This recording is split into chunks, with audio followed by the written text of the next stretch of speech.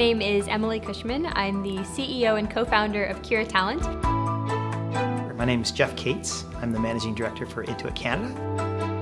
My name is Margo Crawford, and the name of my company is called Business Sherpa Group. I'm Ben Baldwin, co-founder of ClearFit.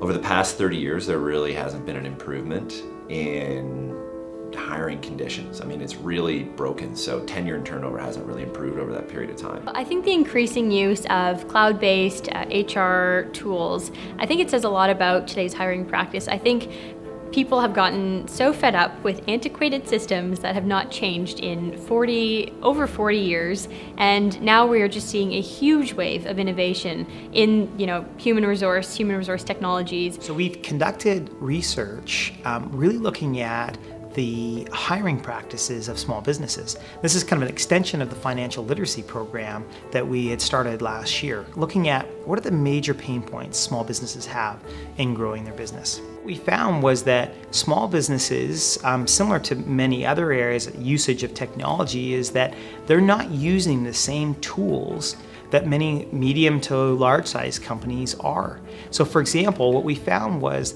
that just over 60% of small businesses are using kind of their traditional small social networks to hire, right? It's word of mouth, rather than using tools like LinkedIn that came in closer to 30%.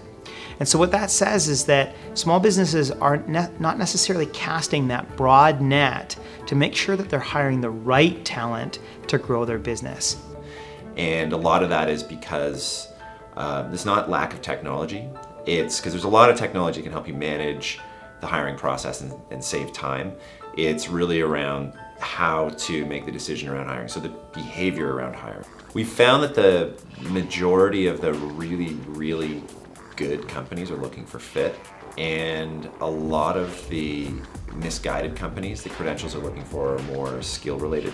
The challenge when you are looking for skills and you compromise fit is that may not leave you with a great situation where someone doesn't fit your company or fit the culture or fit the role. It fits personality, it's like motivation, and it's how they integrate with a team and how they can help your culture to expand, because culture is key. If you're attracting people based on culture, you want to make sure that people contribute to that instead of take away from it. When you're thinking of a recruitment plan and how it falls into your business strategy, I really encourage my companies that we support to be thinking about that right when you're forming the business plan. You create a business plan knowing what you're trying to achieve, whether it's a product launch or you've got to develop a certain technology. You might have to get it out by a certain time. You know what financial milestones. So you have a whole bunch of metrics that you put into place and a timeline that you're trying to hit for those metrics.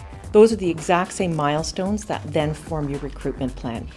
And the reality is companies that just react to a need because it becomes painful are behind the game.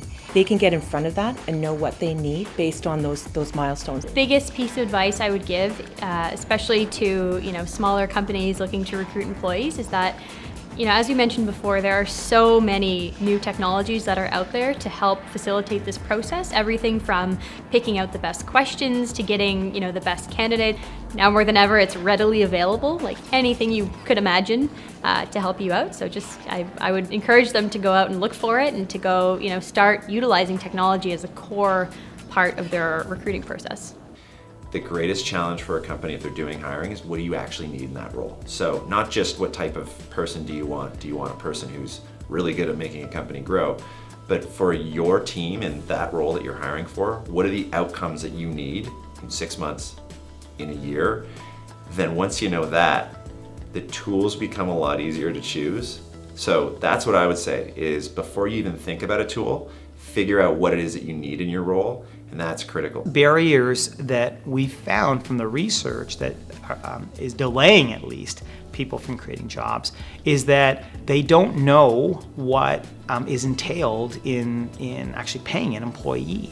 They're a little bit worried about the requirements for the government, for example, or the tracking that's required. And if they don't have good tools in place already, they don't have a high degree of confidence around adding that additional responsibility into their business. Where tools like QuickBooks Payroll or Quickbooks can help, because it gives you that confidence that you know how to run your business, you know at all times how much money you have, and it helps solve for some of the complexities of how do you report back to the government, for example. So tools like that give you a better degree of confidence on your business and help solve for a lot of those complexities that go with actually hiring.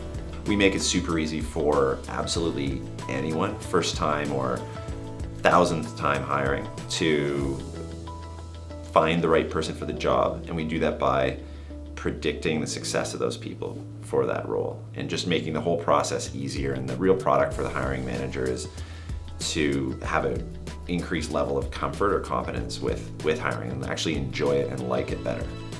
Kira Talent is a video interview screening software that allows recruiting managers to send out video questions and applicants to reply back through video. 70% of communication is body language, it's the non-verbal factors, and that's exactly what video brings to the table. The top advice I could give them is to really, really take that time up front. Don't rush. The fact that you're ready to hire doesn't mean you have to rush to hire. Plan well, search creatively, choose wisely.